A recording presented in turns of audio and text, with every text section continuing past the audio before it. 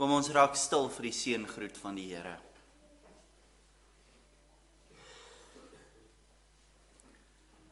So spreek die Here, die God van Israel. Genade, barmhartigheid en vrede van God onze Vader en ons Here Jesus Christus, deur die kragtige werking van die Heilige Gees. Amen. Broers en susters, kom ons antwoord met 'n lofsang op die seëngroet van die Here deur om saam te sing Gesang 28. Gesang 28, daarvan sing ons vers 1, vers 2 en vers 3. Gesang 28, vers 1, 2 en 3.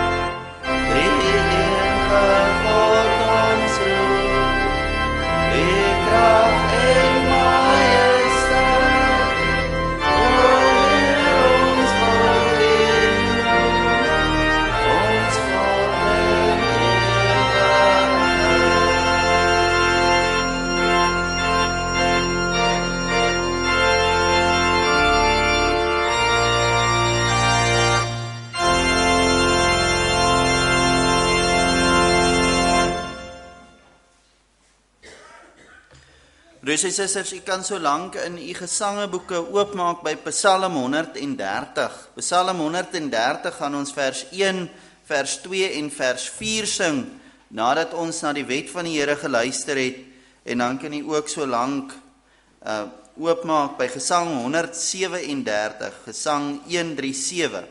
Daarvan gaan ons die eerste vers sing, nadat ons geloof bely het. Dis Psalm 130 vers 1, 2 en 4, na die wet van die Here, en Gesang 137 vers 1, na die geloofsbelijdenis.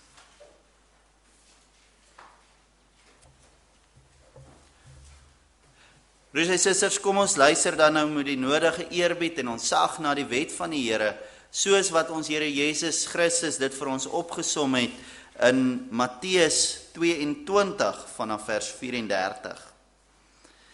En toe die Fariseërs hoor dat hy die Sadduseërs die mond gestop het, het hulle almal saam vergader. En een van hulle, 'n wetgeleerde, het 'n vraag gestel om hom te versoek en gesê: Meester, wat is die groot gebod in die wet? En Jesus antwoord hom: Jy moet die Here jou God lief hê, met jou hele hart, met jou hele siel en met jou hele verstand. Dit is die eerste en groot gebod. En die tweede wat hiermee gelyk staan: jy moet jou naaste lief hê soos jouself. Aan hierdie twee gebooie hang die hele wet en die profete.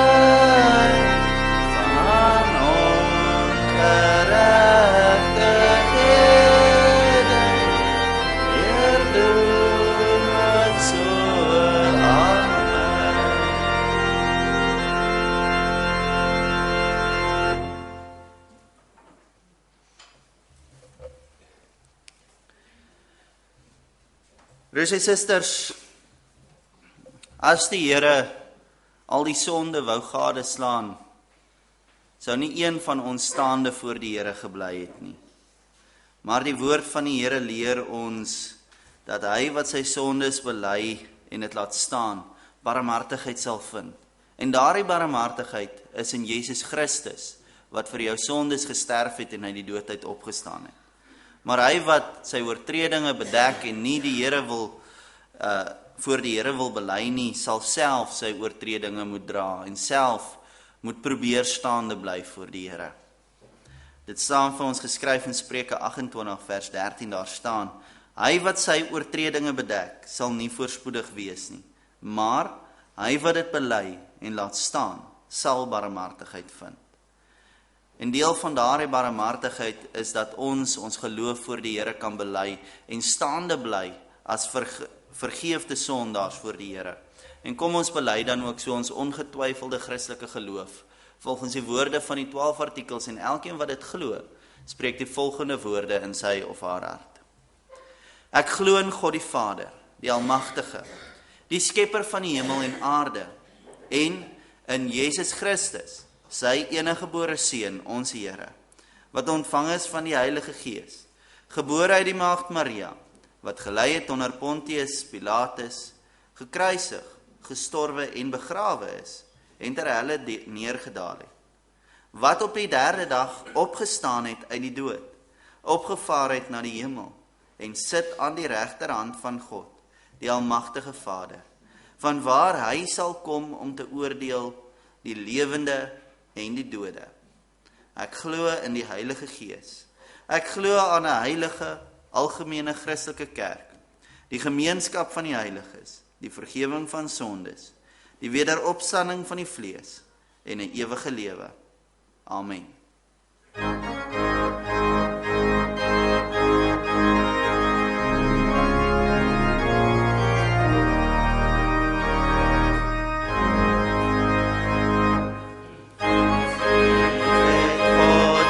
Wêreld gehad, dat hy sy enige gebore Seun gegee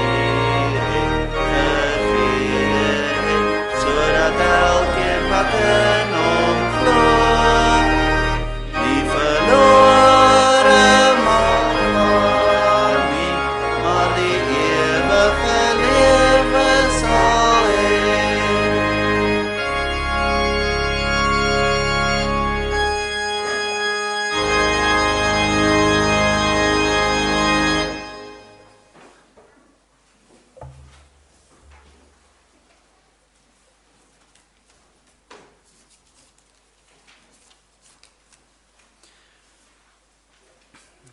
Broers en susters, die woord van die Here kom vanmôre tot ons vanuit Johannes 2.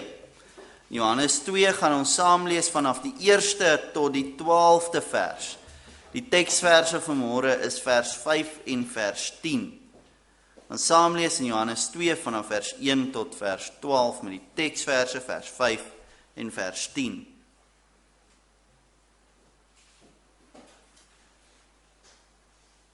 Met die woord so geopen voor ons, kom ons bid tot die Here.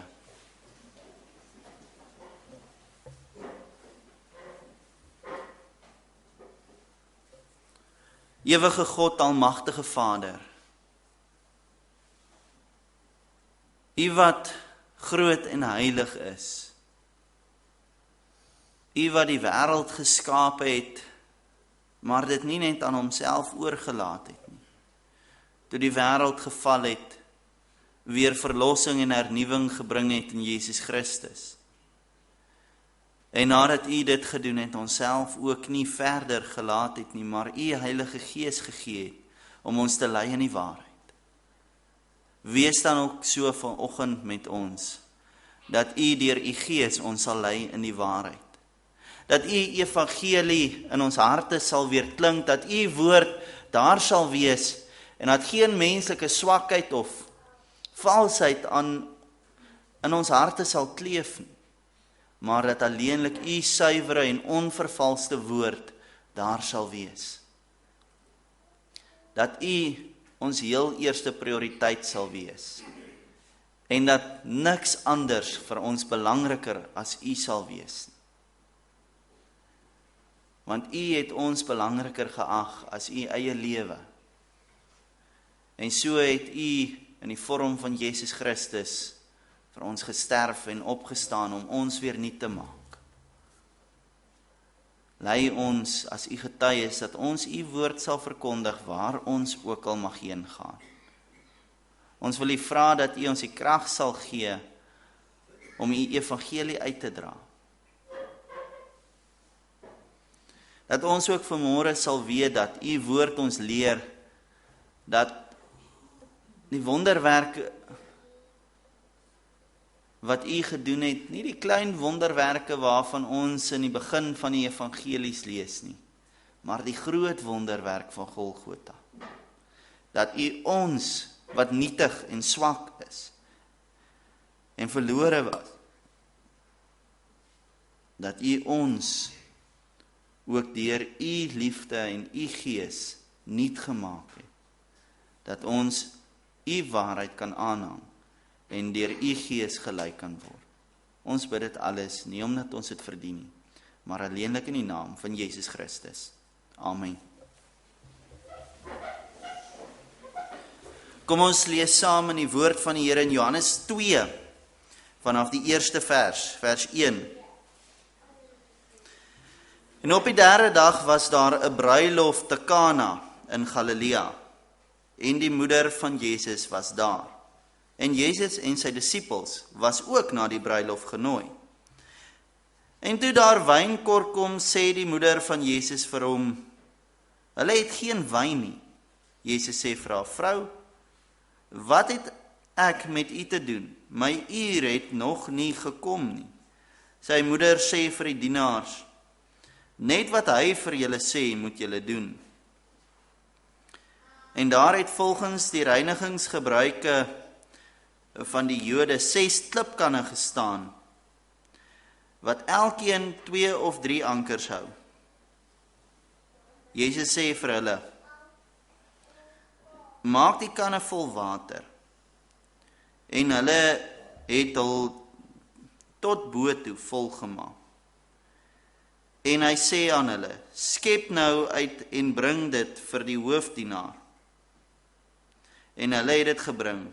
En toe die hoofdienaar die water proe wat wyn geword het, en hy het nie geweet waarvandaan dit was nie, maar die dienaars wat die water geskep het geweet, roep die hoofdienaar die bruidegom en sê vir hom, elke mens sit eers die goeie wyn op, en wanneer hulle goed gedrink het, dan die slegte, maar u het die goeie wyn tot nou toe bewaar.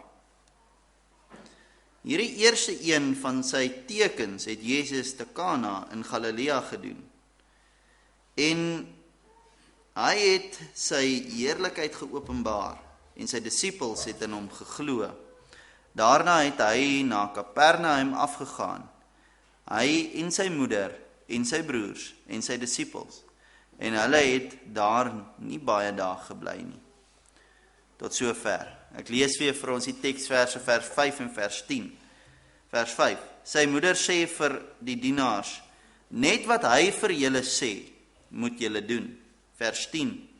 En sê vir hom, elke mens sit eers die goeie wyn op, en wanneer hulle goed gedrink het, dan die slegte, maar u het die goeie wyn tot nou toe bewaar. Tot sover. Salig is elkeen wat die woord van die Here hoor, en dit in sy of haar hart bewaar.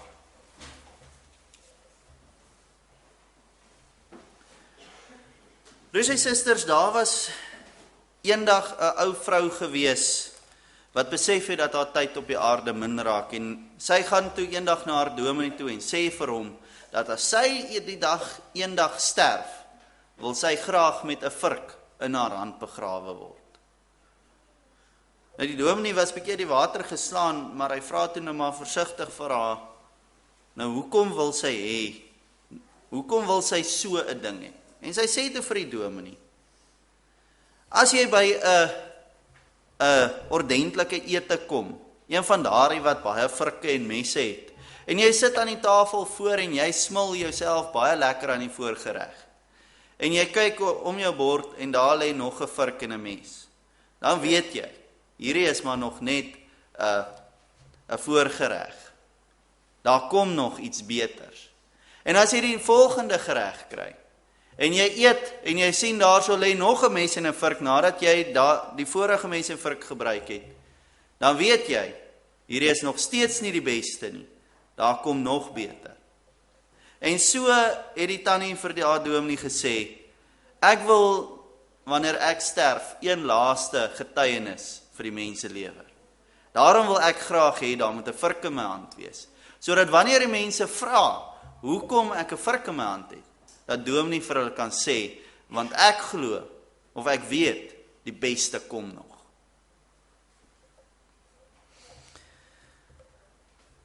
Nou, dit is ook waaroor vandag se teksgedeelte handel. Dit handel oor die beste wat nog op pad is.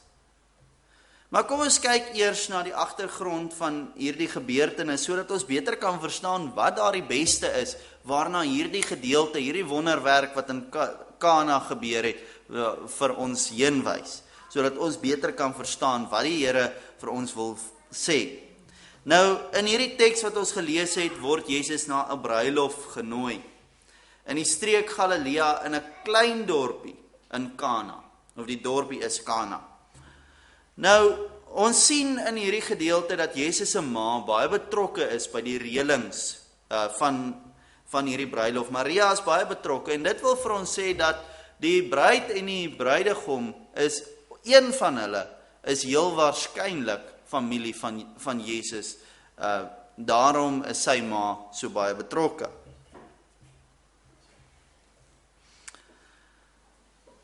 Maar in daardie jare was 'n bruilof nie naasby soos 'n troue wat ons vandag ken. Dit was heeltemal anders gewees. Hulle bruilofte was 'n baie groter gedoente as wat ons vandag sou hê. Nou in daardie tyd het 'n bruilof nie soos wat ons vandag 'n bruilof ken nie. Soos as ons nou 'n trou het, sal die troue dalk 4:00 die middag begin en hy hou aan tot 12:00 en dan is dit verby. In daardie tyd het 'n bruilof vir 'n volle week geduur. Dit was ook nie 'n klein troue gewees waar 'n mens net jou naaste familie genooi het nie. Jy sou baie mense genooi het. Jy sou almal wat jy geken het genooi het. En as jy nog in so 'n klein dorpie soos Kana gebly het, dan sou jy die hele dorp ook genooi het. So mense kan maar sê, as ons in 'n klein dorpie soos Karedo gebly het, sou jy vir 7 dae lank getrou het, en jy sou almal in die dorp genooi het, nie eers om te praat van jou familie en vriende wat buite die dorp bly nie. So dit was groot troues gewees. En dan moes hulle vir 7 dae lank, moes hulle hierdie mense onderhou, vir die hele week. Hulle moes, u kan maar dink, die van u wat al 'n troue gehad het, of by een was, weet, dit is al klaar moeilik om vir die bruilof mense wat jy genooi het, en dan is dit nie eers 'n hele dorp nie, dan is dit 10 teen 1, nog baie minder as wat hulle by die bruilof gehad het. Net vir daai een aand te voorsien, is al klaar 'n moeilike ding. Hulle moes vir hulle daai hele week lank, moes hulle vir hulle kos voorsien, vir al die bruilofsgaste, en nie net bietjies nie, dit was 'n 7 dae lank fees gewees. So jy moes elke dag vir hulle die heel dag 'n feesmaal voorsit. En nie net dit nie, moes hulle nog verder vir hulle ook wyn gegee het. Nou, die wyn moes hulle die hele tyd deurhou. Jy kan nou maar dink, die mense het nou vir 7 dae lank gedrink. Dis hoekom die hoofdienaar vir die bruide kom vra, hoekom het jy die slegte wyn eers gegee en die goeie wyn later? Want as die mense vir 6 dae of 5 dae lank drink, gaan hulle nie meer die verskil proe tussen die goeie wyn en die slegte wyn. Nou,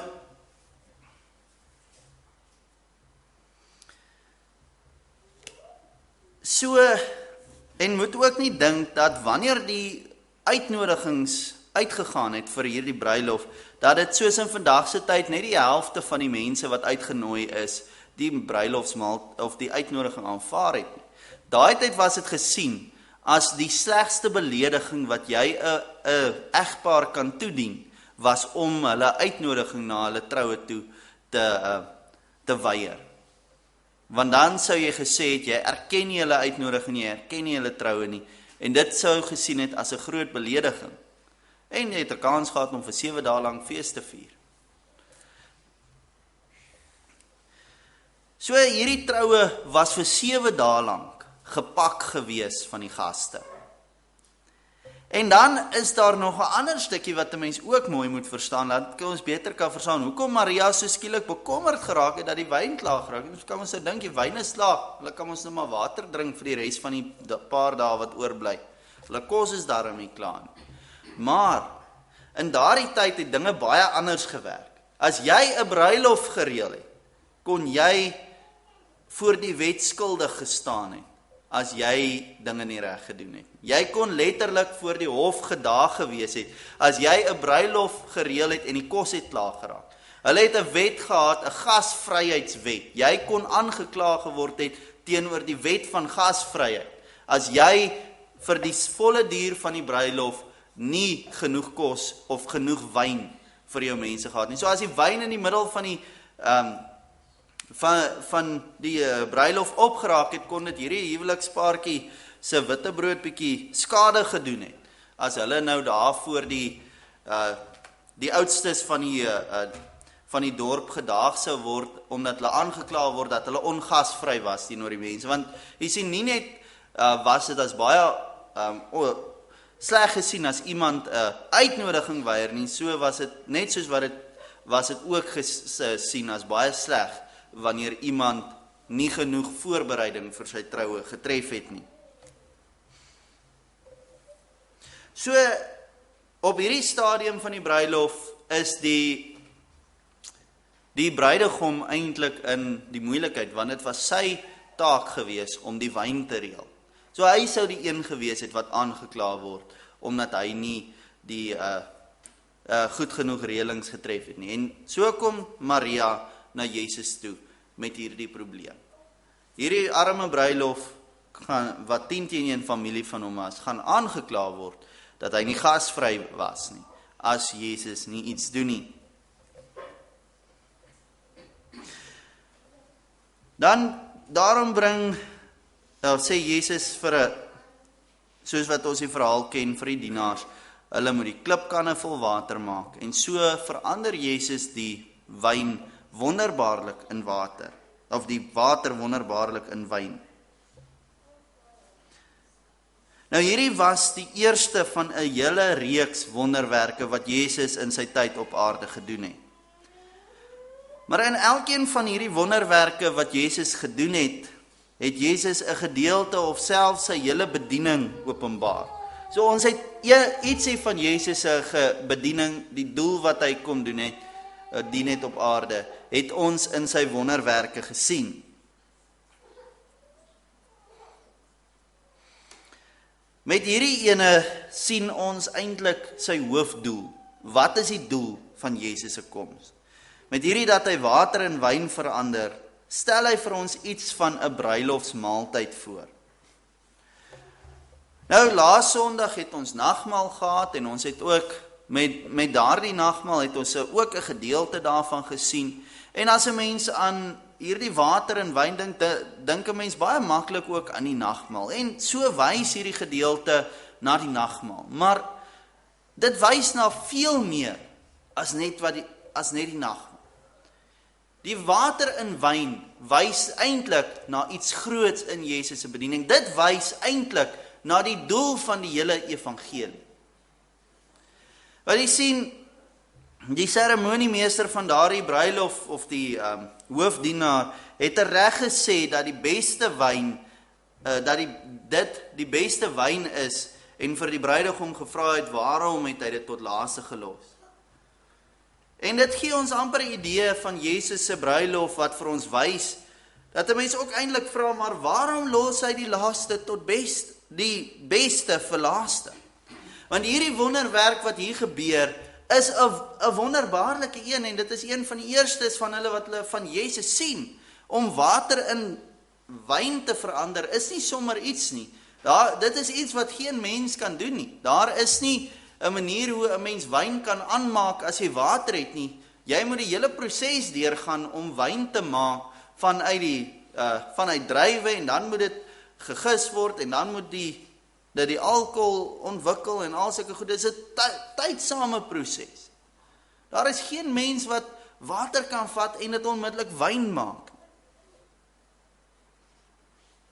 'n Groot wonderwerk vir daardie water om in wyn te verander. As 'n mens bietjie in 'n meer moderne sin daarna kyk, moes die molekulêre struktuur van daardie water verander het. Dit moes verander het in iets anders. Die water moes verander het na wyn toe. 'n Proses wat maande duur, selfs jare kan duur, as 'n mens nou 'n baie goeie een wil maak, word onmiddellik gemaak dat dit in 'n oogwink gebeur.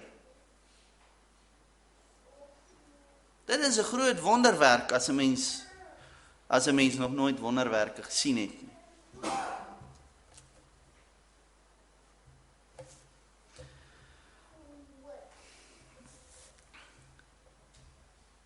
Met hierdie kom die simboliek duidelik deur wat Jesus eintlik vir hulle sê. Die beste is nog op pad. Hierdie is die eerste wonderwerk. En met daai woorde kan 'n mens amper aflei. Hierdie is die eerste wonderwerk, en dit is so 'n wonderlike wonderwerk, maar die eerste van baie, ja.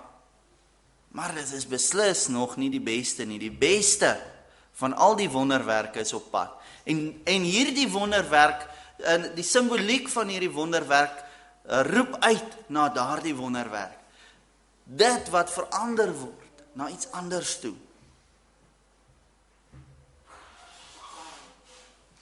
Maar wat beteken dit dan, dit wat voorlê, dat Jesus spesifiek water in wyn verander het? Wat beteken dit dan? Wat is daar nog wat voorlê?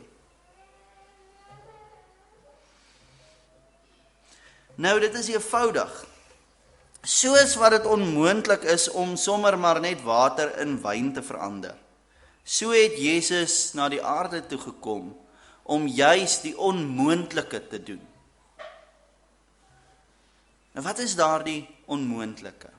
Die vraag waarmee die mens gekonfronteer was van die sondeval af tot Jesus aarde toe gekom het. Daardie vraag, die onmoontlike vraag. Die Here het by die skepping vir Adam gesê, om beloof, om gewaarsku, as hulle van die vrug van kennis van goed en kwaad eet, sal hulle sterf. En hoe kan dit wat sterwe lewe? Hoe kan dit wat dood is lewendig wees? Hoe kan dit wat verdoem is tot 'n ewige verdoemenis verander word tot die seën van 'n ewige lewe, ewige geregtigheid en ewige verlossing? Die onmoontlike. Hoe kan dit wat korrup is regverdig word asof dit nooit korrup was? Hoe moes die mens wat dood is in die sonde lewendig word? En die antwoord is baie groter en meer gekompliseerd as water en wyn, maar tog in sy eenvoudigheid presies dit. Daar moet verander word. Hoe maak 'n mens dit wat dood is lewendig? Deur hom nuut te maak. Deur hom wedergeboorte te laat plaasvind. Dit is wat Jesus kom doen het. Hy het gekom om daardie mens van ouds te verander wat gesondig het, wat dood is voor die Here, om hom te verander in 'n nuwe lewende mens. Om daardie woorde van God in Genesis, wat vir Adam en Eva gewaarsku het en eintlik te verdoem het tot 'n ewige dood, wat sê as julle van hierdie vrug eet, sal julle sekerlik sterwe, en hulle het sekerlik gesterwe, net anders as wat hulle verwag het, en daardie anders was die genade want as hulle tereg gestraf was, sou hulle net daar en dan moes ophou om te bestaan, net daar en dan moes hulle gesterf het, maar die Here laat nie die oordeel gelyk op een slag oor hulle kom nie, maar daar's nog 'n tyd van genade, waarin die mensdom verlos kan word. En hierdie tyd het die Here daar gestel, sodat hy kan optree, om die onmoontlike te doen. Die mens het vir duisende jare kans gehad om iets daarin te doen. Selfs die laaste 300 jaar voor Jesus Christus gekom het, het die Here in Maleagi die laaste profesie gegee en vir 300 jaar gewag. En die wêreld het 'n bloeityd beleef.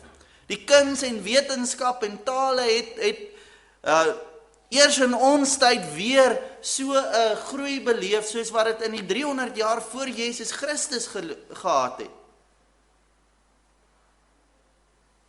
Het laat 'n mens wonder wanneer Jesus weer kom.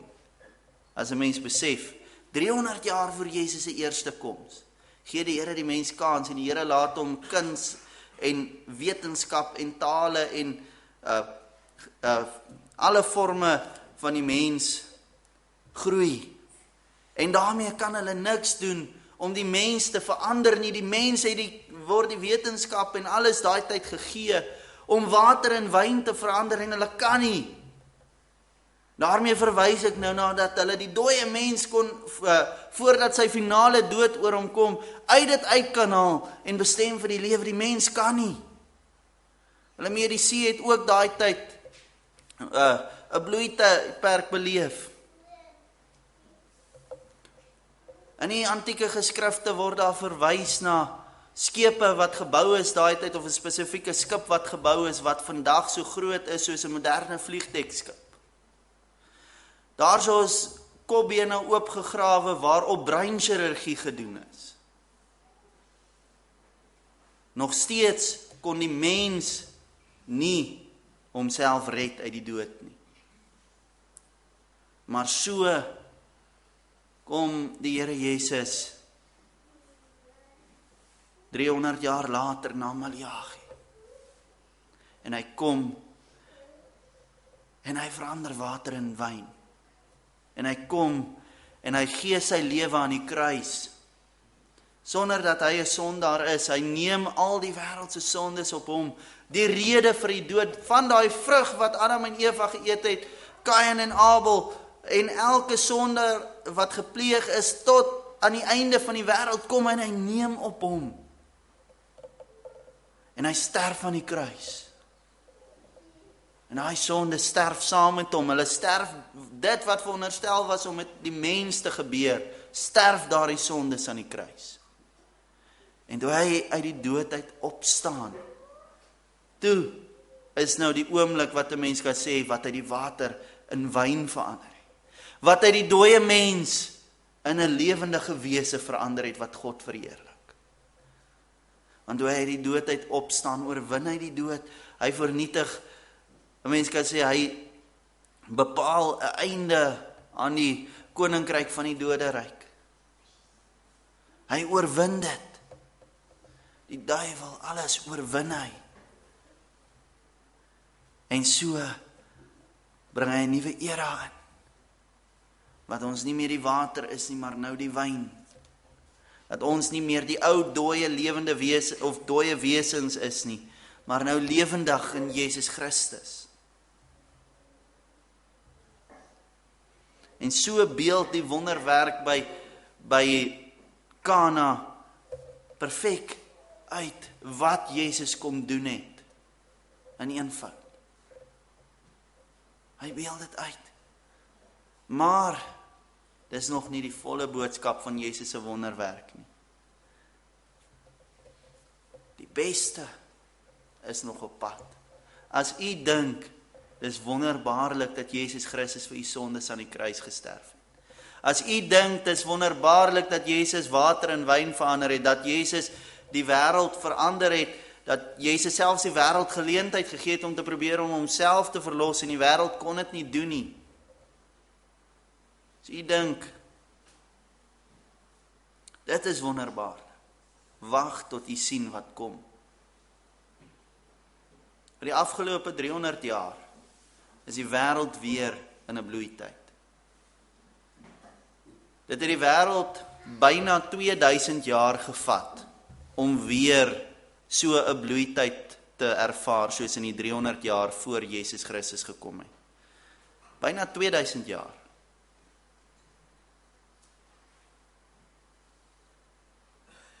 En dit laat 'n mens wonder. Laat 'n mens wonder. Gee die Here nie weer vir die mens 'n kans en sê, kyk of jy jouself kan red as jy kan. En weer sal dit soos die eerste keer gebeur. Die mens sal nie kan nie. Ons medisy is ver beter as wat dit was in die 300 jaar voor Christus.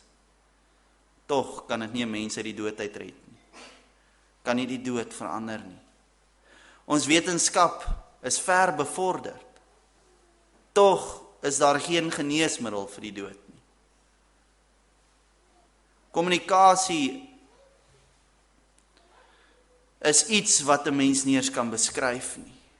Tog kan niemand deur wetenskap met God kommunikeer nie. Broers en susters, die beste kom nog. En dis nader as wat ons dink. Kan nie vanmôre vir u sê hoe lank nie. Maar ek kan die tekens van die tye sien. Elkeen van ons kan. Kan nog 1000 jaar vat. Maar ons kan duidelik sien dat die Here weer die mens kans gee om te sê, terwyl die wêreld se profete stil geraak het, staan ons voor die Here en ons wag. Die tyd is naby. Vir die wêreld kan dit dalk skrikwekkend klink.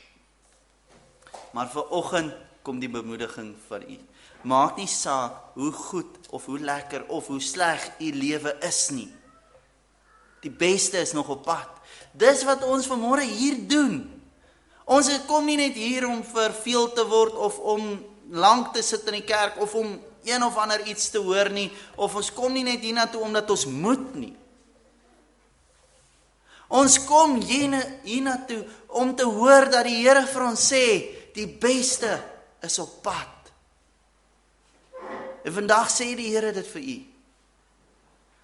As u dink u lewe is goed, as u dink u lewe is sleg, maak nie saak wat u van u lewe dink. As u dink die moderne lewe is 'n goeie lewe en 'n mens is bly 'n mens lewe in die tyd in plaas van die ou tyd waar daar nie veel goed was nie, waar daar nie so baie tegnologie was nie. As jy dink dis wonder. Die beste by ver is op pad. En Jesus Christus het jou lewe verander.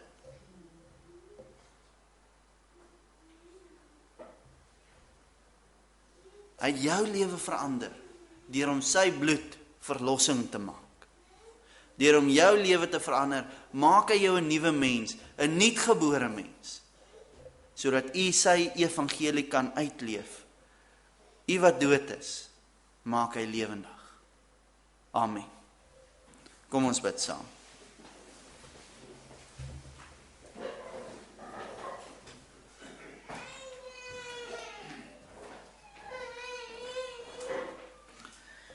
Almagtige God en Hemelse Vader, ons staan vanoggend voor U met diepe verwondering.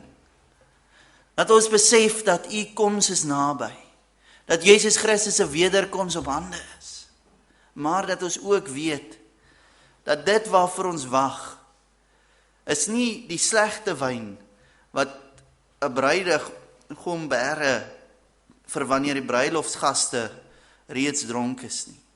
Maar dit wat U vir ons bære is die beste wat nog op pad is.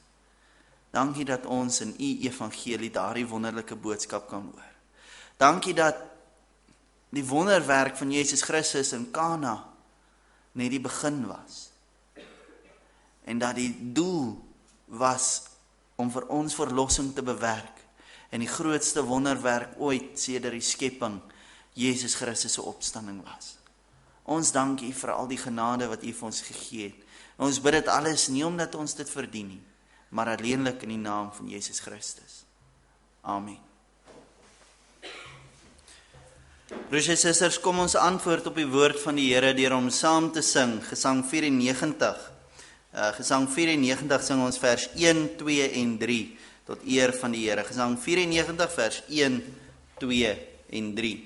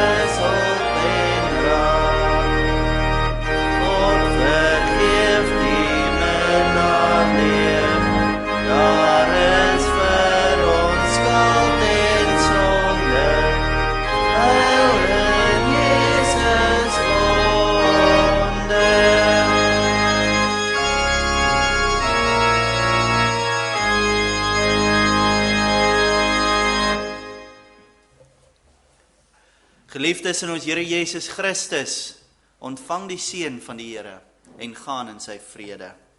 Die genade van ons Here Jesus Christus en die liefde van God deur die gemeenskap van die Heilige Gees, sy met u elkeen.